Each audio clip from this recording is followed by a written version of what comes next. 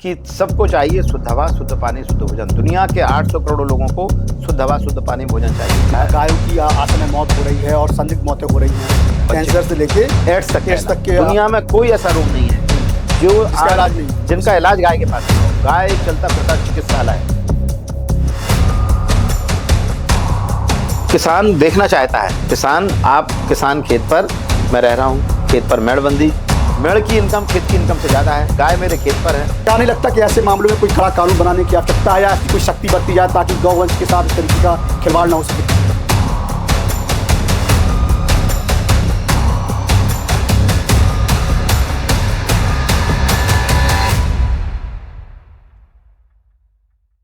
नमस्कार, आप देख रहे हैं BBN 7 न्यूज का पॉडकास्ट सार्थक शख्सियत और मैं आपके साथ इरफान पठान।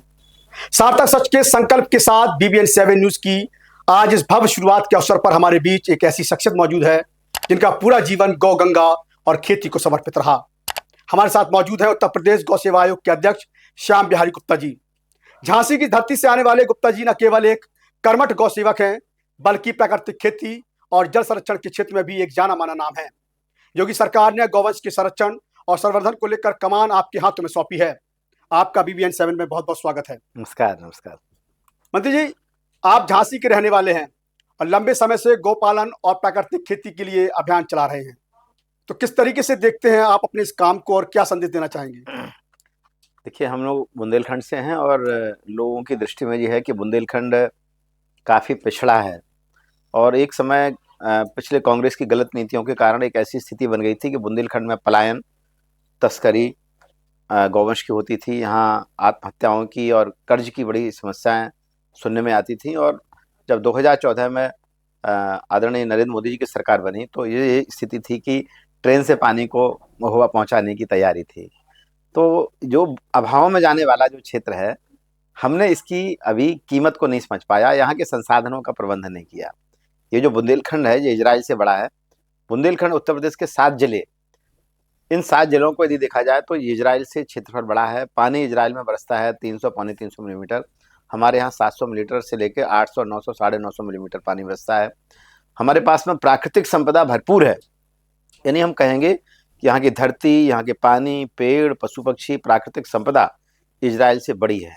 यानी बुंदेलखंड तो समृद्ध है, लेकिन बुंदेलखंड के लोग गरीब रहे।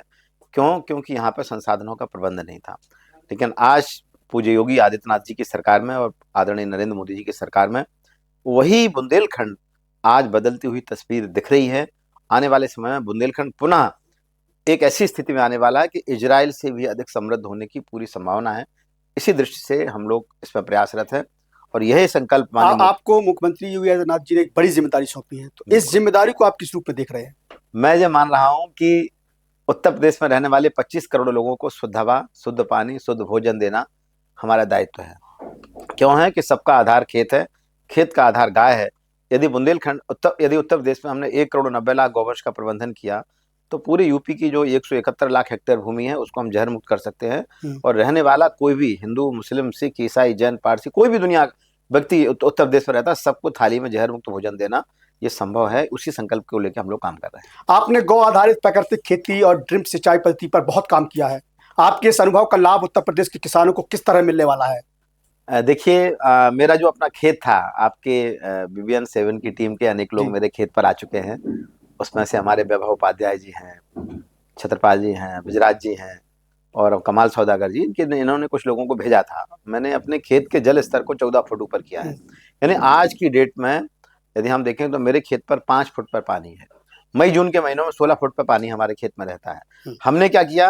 पानी को हमने पैदा नहीं किया है, बल्कि वर्षा के पानी को हमने रोका है, मेड़बंदी की, तालाब बनाया और हमने गौ आधारित प्राकृतिक खेती का सबसे पहला परिणाम ये आता है कि यदि आपने गौ आधारित खेती की तो आपके खेत में असंख्य देसी केंचुआ आ जाएगा।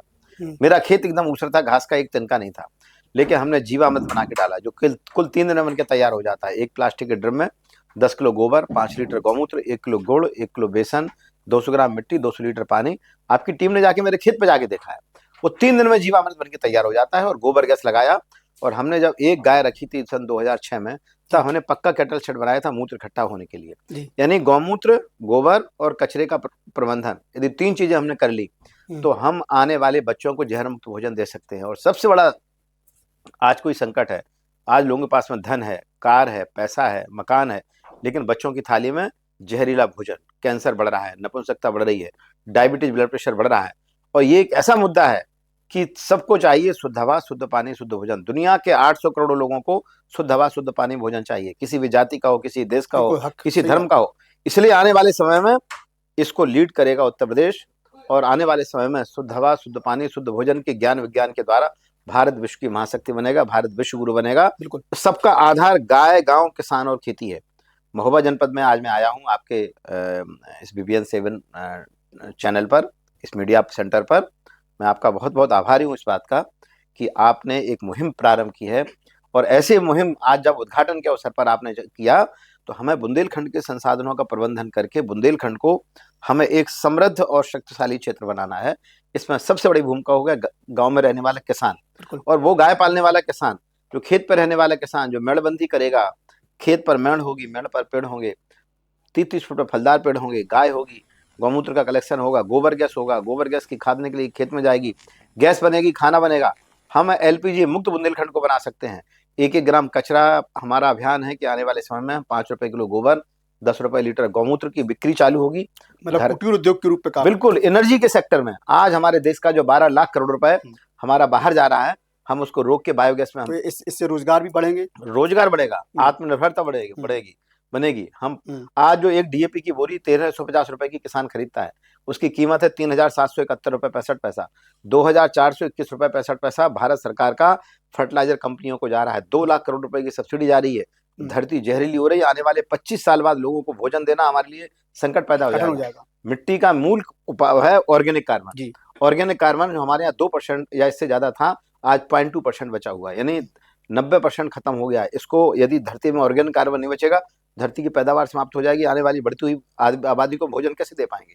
सबका समाधान गाय है, गाय ही समस्या का समाधान है, इसलिए सब मिलकर इस काम को करेंगे। अच्छा, आयोग का एक मुख्य कार्य निष्क्रिय गौशालाओं को सक्रिय बनाना है, तो प्रदेश की ऐसी गौशालाओं को फिर से पैरों पर खड़ा करने के लिए आप क्या रोड मैप तैयार कर रहे हैं? हम लोगों ने अभी 3 दिन पहले समाचार में, पत्र में भी आ चुका है कि हम उत्तर प्रदेश में जितनी भी गौशालाएं हैं, सभी गौशालाओं पर गोबर के गमले बनाएंगे। उन गमलों में हम मोरिंगा और अन्य पौधे, जैसे अभी जब बरसात आएगी तो जुलाई अगस्त में पूरे उत्तर प्रदेश में लगभग 40 करोड़ पौधे लगाए जाएंगे। इस साल का हमारा लक्ष्य है कि हम 5 करोड़ गोबर के गमले गौशालाओं में बनाएंगे। इसमें महिला स्वयं सहायता समूह, युवा, उद्यमी महिलाओं को, इन लोगों को हम इस दिशा में आगे लाएंगे। 5 करोड़ गमले प्लास्टिक मुक्त बनेंगे। जो पौधे लगेंगे उसमें से मुख्य रूप से मोरिंगा को हम लोग प्रमोट कर रहे हैं। हर किस गौशाला के आसपास के 10 गाँव में मोरिंगा को लगाया जाएगा और नेपियर घास को लगाया जाएगा। नेपियर घास और मोरिंगा का शासनादेश जारी हो गया है। 2.5 रुपए से 3 रुपए किलो किसान से वो उसको खरीदेंगे। गौशाला और किसानों के साथ अनुबंध होगा, आपसे MOU साइन, और हम 3 रुपए किलो में हरा चारा देंगे। हर गाय को हम 10 किलो हरा चारा कम से कम देंगे, और समाज को जोड़ेंगे कि तुम हमको गौशाला से गोबर की खाद और पेस्टिसाइड ले जाइए और बदले में हरा चारा दे जाइए। यानी आज जो हमारी जो गौशालाओं की स्थिति है, कई सेक्रेटरी, कई ग्राम प्रधान जिनकी गौशाला में रुचि नहीं है, आने वाले समय में जो शासनादेश जारी हुआ है हमारे उत्तर प्रदेश शासन का, जिसमें स्वयं सहायता समूह महिलाओं के जो बने हुए हैं, वो FPO, स्वयंसेवी संस्थाएं, ट्रस्ट और गौसेवी संस्थाएं और कारपोरेट लोगों को हम लोग गौशाला देने की तैयारी में हैं, और वो गौशाला का संचालन करेंगे प्रधानों से और सेक्रेटरी। आपकी जिम्मेदारी बहुत बड़ी है। निश्चित रूप सबसे अहम सवाल उठता है कि जो गौशालाएं चल रही हैं, इनको जो सरकारी निधि मिलती है, इनके दुरुपयोगों की बड़ी शिकायतें आती है, तो ऐसी प्रक्रिया को आप कैसे रोकेंगे? नहीं, देखिए, निश्चित रूप से आ रही। क्या होता है कि सारा जो होता है, संचालन करने वाला व्यक्ति कौन है? यदि संचालन करने वाला व्यक्ति लोभी है, यदि संचालन करने वाले व्यक्ति की गाय के काम में रुचि नहीं है, तो निश्चित रूप से गड़बड़ी कर रहे हैं, और आए दिन की घटनाएं ऐसी आती रहती हैं। निश्चित रूप से हाल ही में महोबा में एक समस्या उत्पन्न हो गई कि गायों की असमय मौत हो रही है और संदिग्ध मौतें हो रही हैं। इसको लेकर अभी हिंदू संगठन के लोगों ने तमाम आरोप प्रत्यारोप भी किया, आपने समाचार पत्रों के माध्यम से जाना भी होगा। तो क्या नहीं लगता कि ऐसे मामलों में कोई कड़ा कानून बनाने की आवश्यकता है, या ऐसी कोई शक्ति बरती जाए ताकि गौवंश के साथ इस तरीके का खिलवाड़ ना हो सके? नहीं, देखो, उसके पीछे केवल एक ही है कि यदि हम इन गौशालाओं पर अभी जो प्रयोग किए गए हैं उत्तर प्रदेश में, कई गौशालाएं बहुत अच्छी गौशालाएं चल रही हैं, जो देखने लायक गौशाला है। यदि महिला स्वयं सहायता समूह को, चूंकि महिलाएं ज्यादा संवेदनशील होती हैं, और गौशालाओं को हम गौ आधारित प्राकृतिक खेती का स्कूल बना देंगे। जैसे यहाँ पर 273 गांव हैं, 273 गौशाला है। मतलब आप ये देखिए योगी जी का कमाल, जितने गांव उतनी गौशाला है। गौशाला। इसके पहले मैं महोबा में आज से 15 साल पहले मैं निकला था, यहाँ गाय की तस्करी हो रही थी, रोकने में हम लोगों को 4 घंटा लगा। बाद में एक एसआई को जो है यहाँ के एसएसपी ने निलंबित किया, यानी पुलिस भी संलग्न रहती थी उस काम में। लेकिन आज योगी जी की सरकार में आज गौवंश के संरक्षण संवर्धन के लिए हर गांव में गौशाला है। अब हमें उन लोगों को गौशाला सुपुर्द करना है जिनकी गाय में प्रेम है, गौशाला में रुचि है और नेचुरल फार्मिंग, ऑर्गेनिक फार्मिंग की तरफ ले जाने वाले। गौशाला से एक गाय ले जाओ 1500 रुपए महीना पाओ, 4 गाय ले जाओ 6000 रुपए महीना पाओ। ये सरकार का शासनादेश जारी है और चल रहा है। इस जिले में भी कम से कम 5-10 हजार गौवंश जो है गौशालाओं से किसानों को दिया जा चुका है, उनके खातों में पैसा जा रहा है। अब हमारा अभियान है कि इस प्रदेश, जिस जनपद में या बुंदेलखंड में या पूरे उत्तर प्रदेश में जो गौवंश गौशालाओं में है, वहां पर हर गौशाला पर बैनर लगेगा, कैंप लगाए जाएंगे, सरकारी अधिकारी, हमारे जनप्रतिनिधि वहां जाएंगे, लोगों को, महिलाओं को, युवकों को, किसानों को कि आप गौशाला की गाय ले जाओ और एक गाय पर जो 1500 रुपए यहाँ खाने मिल रहा है, ये 1500 रुपए किसान को मिलेगा। एक बड़ी समस्या ये है कि गौशालाओं के लिए चारा और पानी एक बड़ी चुनौती है और ये पूरी नहीं हो पाती। तो क्या विकास और चारा बैंक स्थापित करने, जैसे चारागाहों की विकास या चारा बैंक स्थापित करने के, ऐसा कोई रोड मैप तैयार करें? बिल्कुल, रोड मैप पूरी तरह से तैयार है। आरोप लग रहा है कि बहुत सारे गायों को भूसा नहीं मिल पा रहा। देखिए, बिल्कुल आपने बहुत अहम मुद्दा, देश की समस्याओं का समाधान किसान है, किसान की समस्या का समाधान तो हक बात खेत है, खेत की समस्या का समाधान गाय और गाय की समस्या का समाधान हरा चारा है। भगवान कृष्ण के पास में 9 लाख गैया थी, कोई खली चुनी चोकर नहीं खिलाते थे, केवल जंगल में गाय जाती थी, चर के आ जाती थी, सभी गाय स्वस्थ थी। बिल्कुल। तो हरा चारा बॉर्डर के क्षेत्र में उत्तर प्रदेश अभी बहुत कमजोर है। हम लोगों को मिशन के मोड में ले रहे हैं हम लोग। और अभी ये जिस तरीके से आपने अपनी बंजर भूमि को उपजाऊ बना दिया, तो ऐसा कुछ एक ट्रेनिंग कैंप होना चाहिए ताकि ऐसे किसान जो बुंदेलखंड के जो नहीं समझ पा रहे कि हम कैसे अपने खुले हुए, मतलब जो स्थान पड़े हुए हैं बिना किसी काम के या बंजर भूमि पड़ी, उसको चारागाह के रूप में विकसित करें। हम लोग, मेरे खेत में आज इतना हरा चारा है कि मैं अपने गायों को 365 डे हरे चारा देते हैं। चारे की बहुत सारी वैरायटी हैं, एक है नेपियर घास, एक गन्ना घास, गिनी घास, सूडान घास और झंझुआ घास। इस तरह की है कि एक बार लगा दो 5 साल 7 साल 8 साल मिलती रहती है। और मोरिंगा सहजन वो चीज है सारी दुनिया को जिसकी डिमांड है। आज मोरिंगा एक बार आप लगा दो 15 साल तक चलेगा। बहुत अच्छा द्विदली है, बहुत अच्छी, वो जो है आदमी के कुपोषण को भी दूर करता है। खेत में यदि मिट्टी में यदि मोरिंगा गिरेगा तो सॉइल की फर्टिलिटी बढ़ जाएगी और गाय खाएगी तो खली चुनी चोकर का काम करेगी, बहुत अच्छा इम्यूनिटी पावर बढ़ाने वाला है।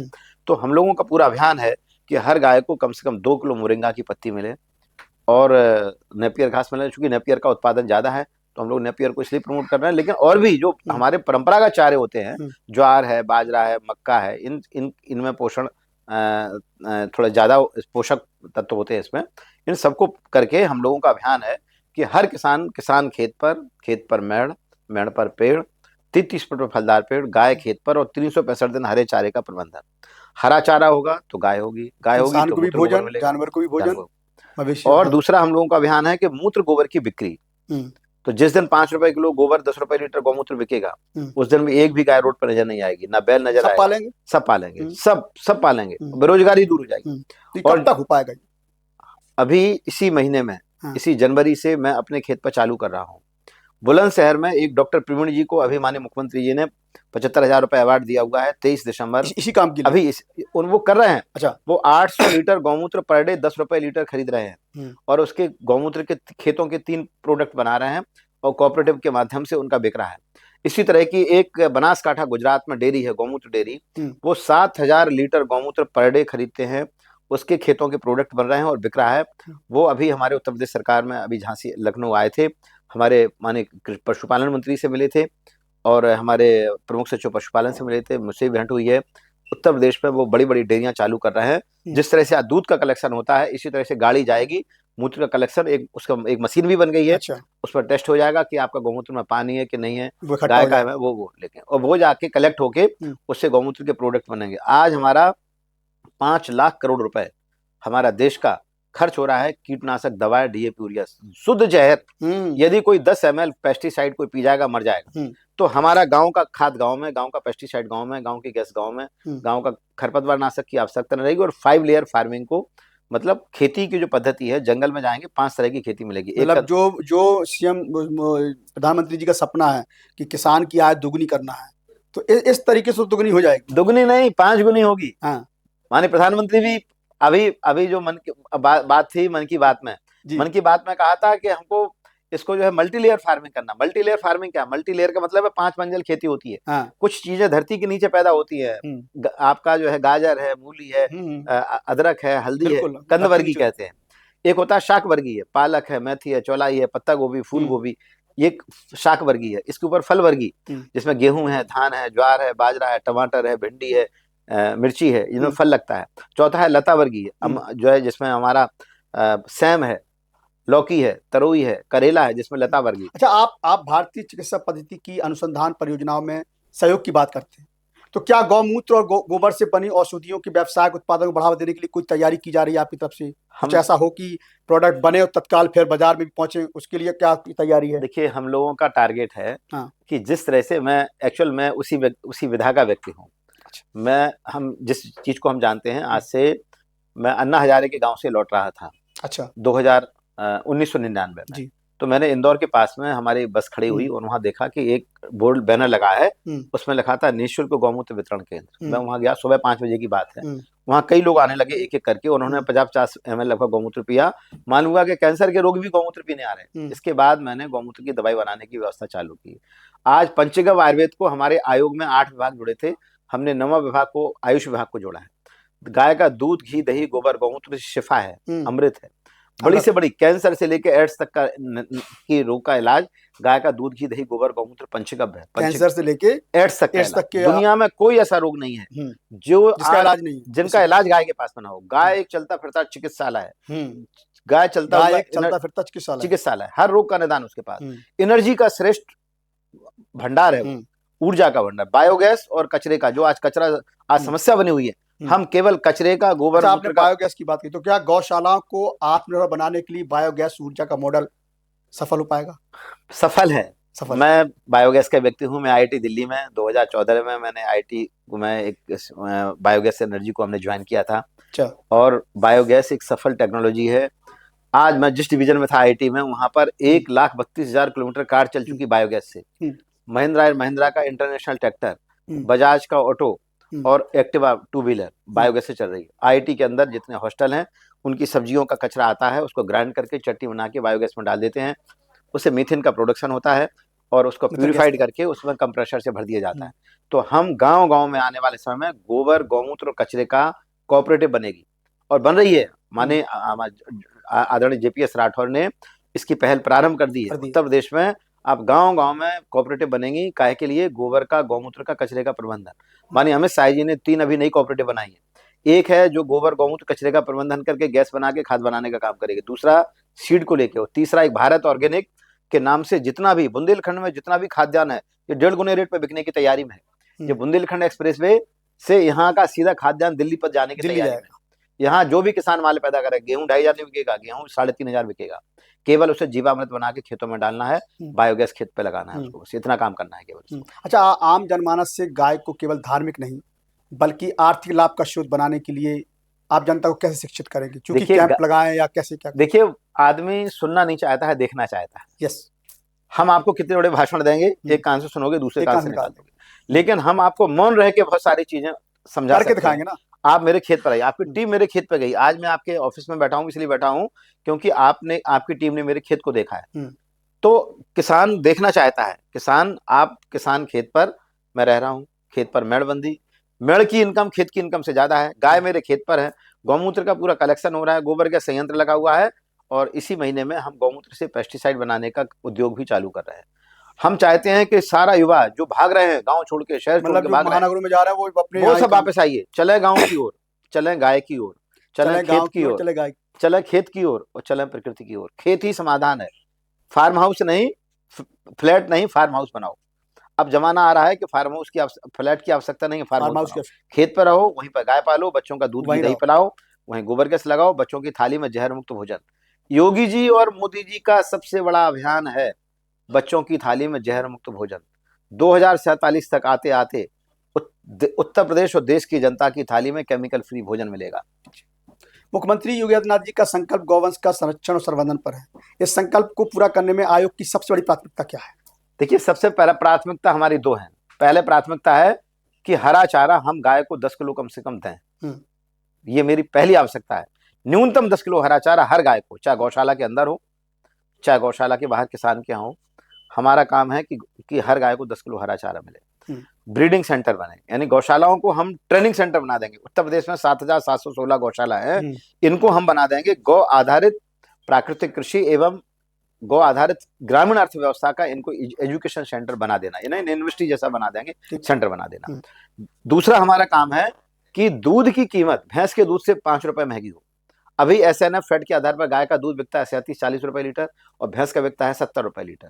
हमारा टारगेट है दूध के वो मानक जिसके आधार पर और उसकी मशीनरी भी डेवलप हो कि हम गाय के दूध को लें और भैंस का दूध आप मानक के आधार पर, उन गुणों के आधार पर भैंस का गाय का दूध महंगा होना चाहिए। गाय का दूध 10 रुपए महंगा होना चाहिए भैंस के दूध से। भैंस के दूध से। गाय का दूध अमृत है, भैंस का दूध पियेंगे 10 तरह की बीमारी हो जाएंगे, हार्ट है, कोलेस्ट्रॉल है, मोटापा, 10 तरह की बीमारी हो जाएंगी। गाय का दूध पियेंगे 100 बीमारी दूर हो जाएगी। तो गाय का दूध महंगा होना चाहिए कि सस्ता होना चाहिए? बिल्कुल सही बात, महंगा होना चाहिए। जिस समय शिफा मिल रही है, जिस चीज हमें लाभ है, महंगा होना चाहिए। और मूत्र गोबर की इंडस्ट्री पूरे यूपी में खड़ी कर देना, यानी हमारे कुल मिला के मूत्र गोबर और दूध, ये हमारा एक विषय हो गया कि मूत्र भी बिके, गोबर भी बिके और दूध भी महंगा बिके। और दूसरा है हरा चारा का प्रबंधन। तो इन ये गौशालाओं में हम मैनेजमेंट हम सिखाएंगे, गौवंश का प्रबंधन, गौशालाओं का प्रबंधन, हरे चारे का उत्पादन, और हमारे जितने भी विधायक से लेकर सांसद तक इनको एजुकेशन की आवश्यकता है, इनको दिखाना पड़ेगा। इसलिए उत्तर प्रदेश में हमने 200 ब्रांड एम्बेसडर तैयार किए हैं। अरे 200 अभी माननीय कैसे लोग होंगे? वो लोग जो खुद गाय पाल रहे हैं, अच्छा, वो केमिकल फ्री फार्मिंग कर रहे हैं, गोबर गैस लगाए हैं, प्राकृतिक खेती कर रहे हैं, बिना केमिकल की खेती करके ऐसे लोग आगे आएंगे। 200 लोग हमारी सूची बन के 345 की सूची मैंने माननीय मुख्यमंत्री को दी है। उसमें से छांट के 200 लोगों को ला रहे, जिनके खेत का एक और वो खेत पर ही उनका एजुकेशन सेंटर चलेगा। लोगों को लगे कि हम सब रिटायर हो रहे हैं, अब क्या करना है, उसको लगा कि अब शहर नहीं रहना, चलो अपने खेत पर रहेंगे, वहीं पर गाय पालेंगे, वहीं पर अपने बच्चों की जहर मुक्त भोजन देंगे। बताइए, देखो पॉलिटिकल व्यक्ति होता है 5 साल की सोचता है, प्रधान 5 साल की, विधायक 5 साल की सोच, बिल्कुल पॉलिटिकल व्यक्ति 5 साल की, सांसद 5 साल की सोचता है, विधायक 5 साल की सोचता है। घर का एक परिवार का गृहस्थ होता है, वो 3 पीढ़ी के बारे में सोचता है, अपने पत्नी के बारे में, बेटा बहू और नाती पोता। यदि एक दादाजी घर के जो हैं वो यदि 10 केले घर पे ले जाएंगे तो ना खुद खाएंगे, ना पत्नी को खिलाएंगे, ना बेटा बहू को, नाती पोतों को खिलाते हैं। सामान्य 3 पीढ़ी का विचार जो करता है वो गृहस्थ करता है, लेकिन संत होता है वो 7 पीढ़ी का विचार करता है। सौभाग्य ये है उत्तर प्रदेश का, हम लोगों का, हम एक ऐसे काल में पैदा हुए कि प्रदेश का मुखिया भी संत है और देश का मुखिया भी संत है। जो 2047 तक विकसित भारत का रोड मैप माननीय प्रधानमंत्री जी ने दिया है, और पहला सूत्र है वर्षा जल संचय, दूसरा है एक पेड़ माँ के नाम। मैं कह रहा हूँ एक पेड़ माँ के नाम, 2 पेड़ बच्चों के नाम, क्योंकि ये धरती बच्चों की है, हमारी नहीं है। अच्छी धरती, अच्छे पानी, अच्छी हवा देके हम अपने बच्चों को छोड़ के जाएंगे, तभी तो हमारे बच्चे खुशहाल रहेंगे। यदि जहरीली धरती, कीटनाशक दवाएं, DAP यूरिया डाल के ऑर्गेन कार्य में समाप्त कर देंगे तो हमारे बच्चे कैंसर से मरेंगे। अंत में हमारे दर्शकों और उन किसानों को आप क्या संदेश देना चाहेंगे? मैं चाहता हूँ, पालना चाहते हैं, जो संसाधनों के अभाव में हिचकिचाते हैं कि भाई हम कैसे काम करें। संसाधनों की कोई कमी नहीं है। हाँ, मैं चाहता हूँ, अपने दर्शकों से मैं निवेदन कर रहा हूँ कि समृद्धि का आधार, मैं कहूँगा जिसके घर में गाय वो है समृद्ध। हम ये तो नहीं कहेंगे कि जिसके घर में नहीं गाय वो दरिद्र है, लेकिन जिसके घर में गाय है उसको समृद्ध बनाना हमारा एक संकल्प है। हर व्यक्ति गाय पाले, पहला संकल्प। और दूसरा हमें संकल्प लेना है कि बच्चों की थाली में जहर मुक्त भोजन कैसे हो, केमिकल फ्री फूड, ये हमारी प्राथमिकता बनना चाहिए। और गौमूत्र बह ना पाए, गोबर जल ना पाए, गौमूत्र गोबर का प्रबंधन हो, बच्चों को जहर मुक्त गौ आधारित खेती हो। और फिर वही है कि जो किसान है, गर्व से कहो हम किसान हैं, और गौ आधारित खेती ही हमारे जीवन का एक आधार है। अच्छा हमारा परिवार तभी होगा, और एक संयुक्त परिवार हमारी एक बहुत शानदार व्यवस्था है। परिवार व्यवस्था भारत की दुनिया को अद्भुत देन है, इसलिए हर परिवार में कम से कम 2 गाय हों। यदि शहर वाले लोग नहीं पालेंगे, गांव का किसान गाय पालेगा। उत्तर प्रदेश की 25 करोड़ आबादी में 2 करोड़ 86 लाख किसान हैं, जो किसान खेती किसानी से जुड़े हुए हैं, जिनके खातों में 2-2 हजार रुपए सम्मान निधि जाती है। उत्तर प्रदेश में गौवंश की संख्या मात्र 1 करोड़ 90 लाख है। यदि 2 करोड़ 86 लाख किसान गाय पालेंगे तो 1 करोड़ गाय की और आवश्यकता है। हम चाहते हैं 2047 तक विकसित भारत जब होगा, किसान के खूंटे पे 2 गाय नहीं, 1 करोड़ 90 लाख गाय को लेके हमें 6 करोड़ गाय ले जाना है, तब हमारा विकसित भारत होगा। विकसित भारत, समृद्धशाली भारत बड़े बड़े मकान से, बड़ी बड़ी कारों से नहीं होगा। जब होगा जब 2047 में बच्चों की थाली में देसी गाय का दूध, घी, दही, माखन और जहर मुक्त अन्न, फल, सब्जियां देंगे, तब हमारा विकसित भारत होगा। इसलिए इसी उद्देश्य को लेकर हर व्यक्ति को जुड़ना चाहिए। आने वाले 22 साल में हम उत्तर प्रदेश सहित पूरे देश को स्वस्थ, समृद्ध, आत्मनिर्भर बना सकते हैं, जिसकी इकोनॉमी का आधार होगा गाय, गांव, किसान और खेती। बिल्कुल, वाकई आपसे बात करके यह साफ हो गया कि गौ सेवा केवल धर्म का काम नहीं बल्कि ग्रामीण अर्थव्यवस्था की रीढ़ है। गौशालाओं को सक्रिय बनाने के लिए प्राकृतिक खेती के माध्यम से किसानों की आय दुगनी करने का आपका विजन वास्तव में प्रेरणादायक है। हमें विश्वास है कि आपके नेतृत्व में उत्तर प्रदेश गौ सेवा आयोग गौवंश के संरक्षण के नए कीर्तिमान स्थापित करेगा। आपने अपना कीमती समय दिया, इसके लिए बहुत बहुत धन्यवाद। BBN7 परिवार के आप इस भव्य कार्यक्रम में शामिल हुए, इसके लिए बहुत बहुत धन्यवाद। तो मेरे साथ सिर्फ इतना ही, आगे फिर होगी मुलाकात। नमस्कार।